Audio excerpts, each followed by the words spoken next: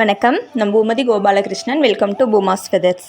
இன்றைக்கி நம்ம ரொம்பவுமே ஈஸியான மெத்தடில் நெல்லிக்காய் ஜூஸ் ரொம்ப சுவையாக எப்படி பண்ணுறதுன்னு பார்க்கலாம்.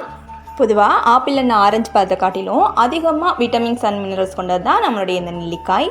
அதுவும் இந்த கொரோனா காலகட்டத்தில் விட்டமின் சி நிறைந்த இந்த நெல்லிக்காயை ஏதாவது ஒரு வகையில் நம்மளுடைய உணவுக்கும் உடலுக்கும் கொண்டு வந்து சேர்ப்போம்.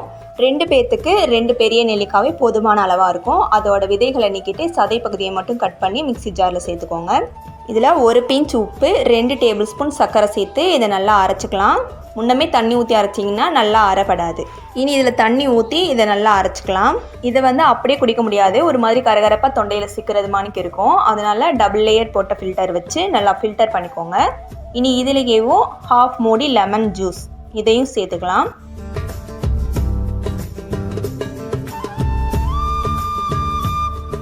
ஃபில்டர் பண்ணதுக்கு அப்புறமா இதை அப்படியே கிளாஸில் ஊற்றி நம்ம பரிமாறலாம். ரொம்ப ஈஸியான மெத்தடில் ரொம்பவுமே சுவையாக ரொம்ப சீக்கிரமாகவே நம்ம இந்த ஜூஸை ரெடி பண்ணிட்டோம். இந்த ஜூஸ் இப்படி தான் எடுத்துக்கணும் அப்படின்ட்டு இல்லை, இதில் வெறும் உப்பு மட்டுமே சேர்த்து கூட நீங்கள் இதை குடிக்கலாம். ரொம்ப அருமையாக இருக்கும். ஒருவேளை உங்களுக்கு சர்க்கரை சேர்த்துக்க விருப்பம் இல்லை அப்படின்னா நீங்கள் தேன், நாட்டு சர்க்கரை வேணாலும் யூஸ் பண்ணிக்கலாம்.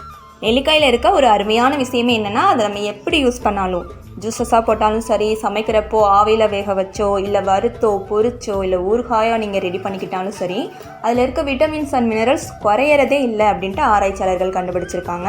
அதனால தான் ஏழைகளின் ஆப்பிள்னு சொன்னாங்களோ என்னமோ.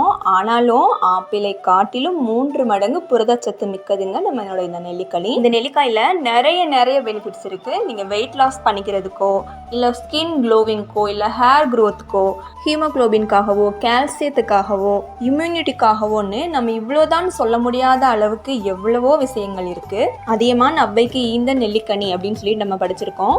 அந்த அளவுக்கு முதுமையை தள்ளி போடுறதுலையும் சரி, இளமையை தக்க வைக்கிறதுலையும் சரி, ஆயிலை நீட்டிக்கிறதுலையும் இந்த நெல்லிக்காயில் பெரும் பங்கு இருக்குனாலும் இதை அசிடிட்டியை கிரியேட் பண்ணி விட்டுடும் அப்படின்ற ஒரு விஷயம் இருக்குன்றதுனால நம்ம இதை வீக்லி 2 இல்லைன்னா 3 தடவை எடுத்துக்கலாம். இல்லை நான் டெய்லியுமே எடுத்துக்கணும் அப்படி விருப்பப்பட்டீங்கன்னா நீங்கள் கண்டிப்பாக ஒரு அரை நெல்லிக்காவுக்கு 1 லிட்டர் அளவுக்கு தண்ணி ஊற்றி மிக்ஸ் பண்ணி வீட்டில் இருக்க எல்லாருக்கும் 1 டம்ளர் அந்த கணக்கில் நீங்கள் குடிச்சிக்கலாம்.